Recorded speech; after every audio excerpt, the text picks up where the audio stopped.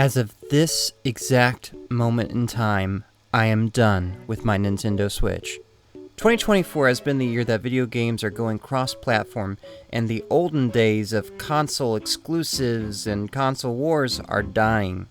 Today, it's not what system you need to play a game on, it's what system do you want to play a game on. And as die-hard of a Nintendo fan that I am, as of this moment, that answer for me is the PS5. The PS5 can play a game that was released for the Nintendo Switch at a better resolution, have less drop frames, and with a significant cut to load times. But if I'm being honest, and I know this is petty, this is the real reason I prefer the PS5 over the Switch.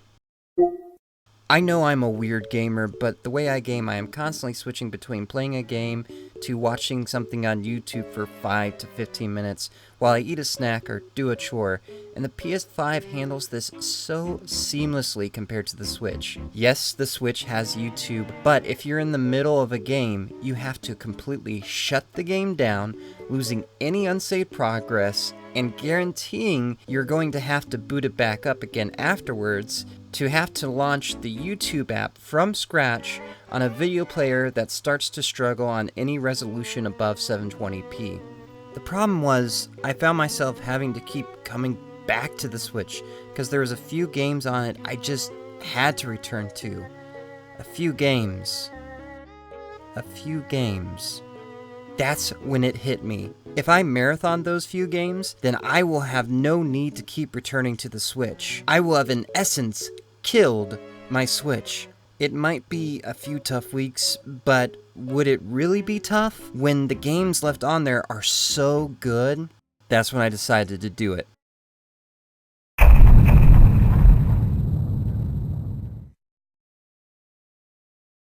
I decided to start off this challenge by finishing Omori. Omori has brought out more emotions from me than any other game I've played, which is why it's taken me months to get halfway through its 24-hour campaign. The game made me feel so much, I had to keep stepping away from it to feel okay. But this is the time to rip that other half of the band-aid off and deal with the pain. Guys, marathoning Omori wrecked me emotionally.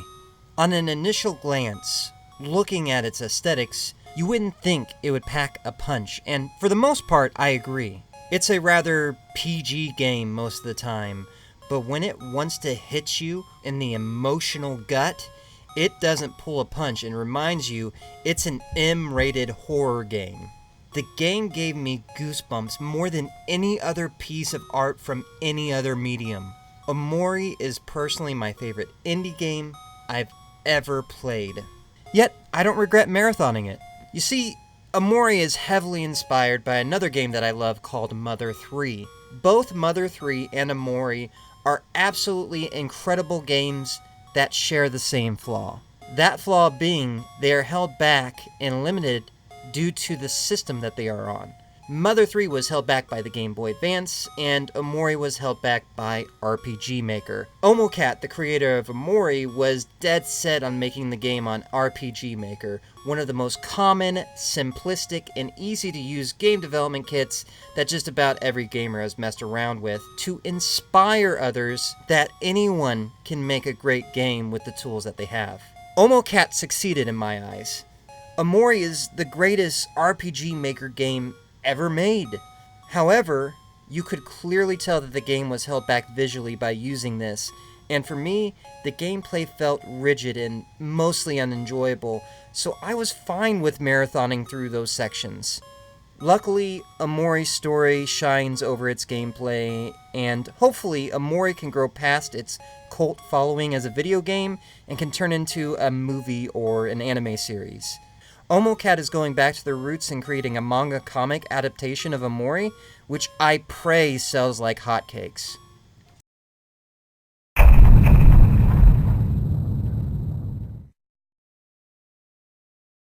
I chose to play Paper Mario: The Thousand Year Door next, primarily because I needed a fun, lighthearted adventure after the emotional wreckage Omori left me in. Marathoning the game was quite simple, as I had to force myself not to marathon it before this challenge and already collected 4 of the 7 crystal stars in a short period of time. I actually don't have much to say about this game. It's a really fun, really solid adventure. It's about the only Paper Mario game I hadn't played before, and I now understand why the loyalists claim it's the best in the series. I agree, it is. And I can now understand the criticism to the newer Paper Mario games I didn't think were that bad. At this point in the challenge, I was feeling a little weird. Yes, I've all-hands-on-deck marathon video games before, but never for this long. This was challenging me and pushing me in a way I was unsure if it was good or bad. I was ahead of schedule, but I decided to push on because I didn't know how big of a task the next game would be.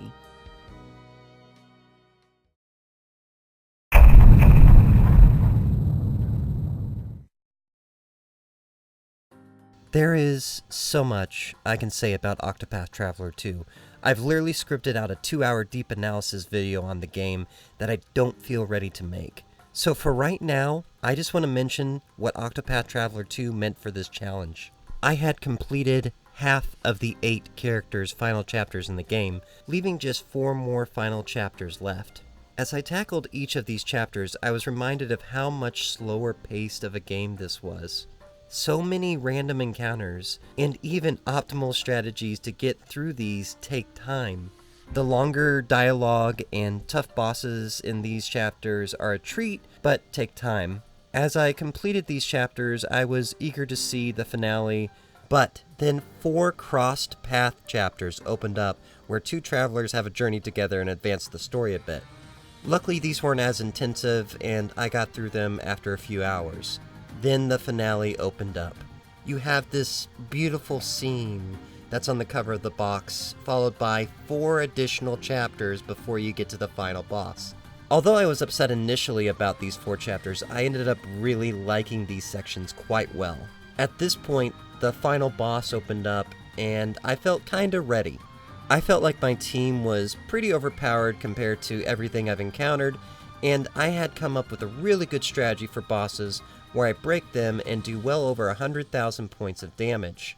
I looked it up and the final boss has 450,000 health, so I only needed to do my setup a few times to win. I went up, challenged the boss, and lost. Badly. Then I had one of those gamer moments where I stepped away from the game and went on with my life, but was playing the game in my head the whole time while coming up with a strategy. I documented the strategy notes in my phone while rocking the baby to sleep and said, "I'm beating this tonight." I went downstairs and booted up the game. I implemented my strategy perfectly on the first phase of the boss, and on the second phase of the boss, I actually got the best luck possible, and the boss insta-killed half my party and completely destroyed any hopes I had of winning. My jaw dropped. Call me a weak gamer, but when I face a final boss that's too hard, I look up a way to cheat the fight, or I just look up the ending and leave the final boss unbeaten. I knew that I was making this video, and I knew I had to do something different. I had to beat the boss my way with my strategy, and I could pull it off too if only my characters had better stats. And the only way I knew how to do this was by grinding. I went to bed defeated, not knowing what I'd do. It might be because I was starting to get sick at the time, or it might have been because of the game, but I slept miserably that night. I woke up at 4-something in the morning with my brain running through the most efficient grinding methods in the game. I got up, and I grinded. I don't want to discredit Octopath Traveler 2. There's different strategies I could have done instead of grinding. There were also different methods of grinding that yield more experience than what I did, but those methods were either blocked off because I was in the finale of the game, or had some crazy setup that depended on all these luck chances of happening. Luckily, it wasn't nearly as bad as I thought it would. It only took me 47 battles and about 3 hours of time total, with research and setup included. I recomposed myself, set up my team, then fought the final boss with my original strategy. It was much closer of a nail-biter than I expected, but I had done it. I had won. I had finished Octopath Traveler 2 a week before my deadline and was unsure what to do next. Octopath Traveler 2 was the last game on my Switch I really wanted to play, but of course I had games in the backlog that could fill the gap. But I had just spent 21 hours and 4 days beating Octopath Traveler 2 and nearly 2 weeks straight of this marathoning challenge. I was literally sick, coughing and shaking. So I decided to give myself some rest before the deadline came and tackling my last Nintendo Switch game.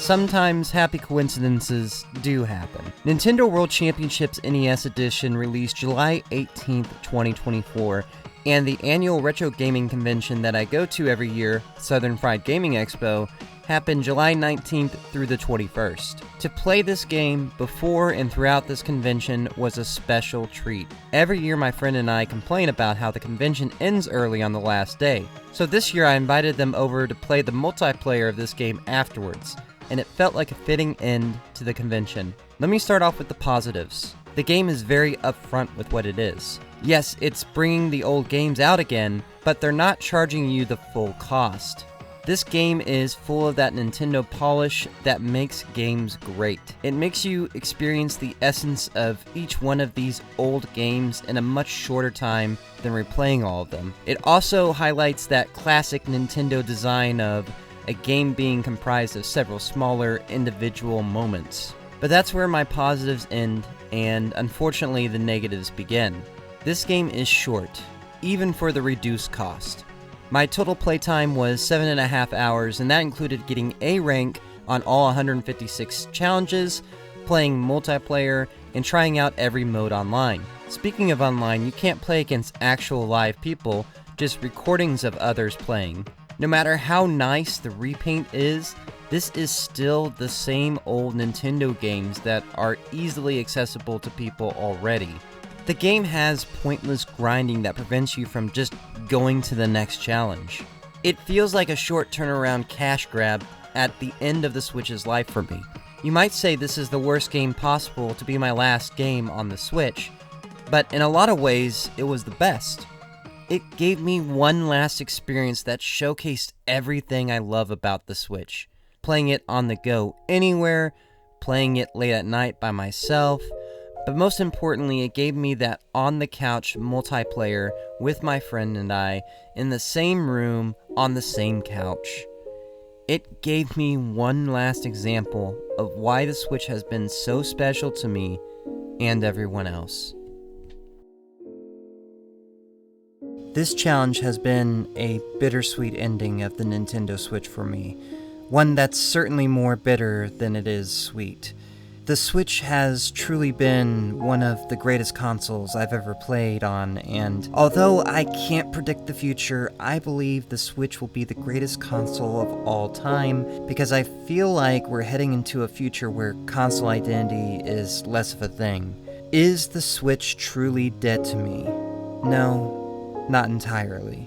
There are some odd games on there I will probably continue to go back to as a change-up pitch in my gaming lineup, and I always feel an urge to go back to Super Mario Odyssey and Tears of the Kingdom from time to time. I do have Zelda Echoes of Wisdom on my watch list, and will watch reviews when it comes out, and will probably end up getting it, but yeah. Games that are coming out on the Switch, even ones that I've always looked forward to playing on the Switch, I'm planning on getting the PS5 version. In 1994, the old-school Nintendo had overstayed its welcome, and people were skeptical over the Super Nintendo, and for that brief period, the Sega Genesis came out on top. Well, until the original PlayStation came out in 1995. For me, I'm reliving that history right now, 30 years later. I will absolutely come back to Nintendo, most likely with their next console. But for this brief moment in time, It's the PS5 that has the games I genuinely want to play and will rest in until Nintendo's next move.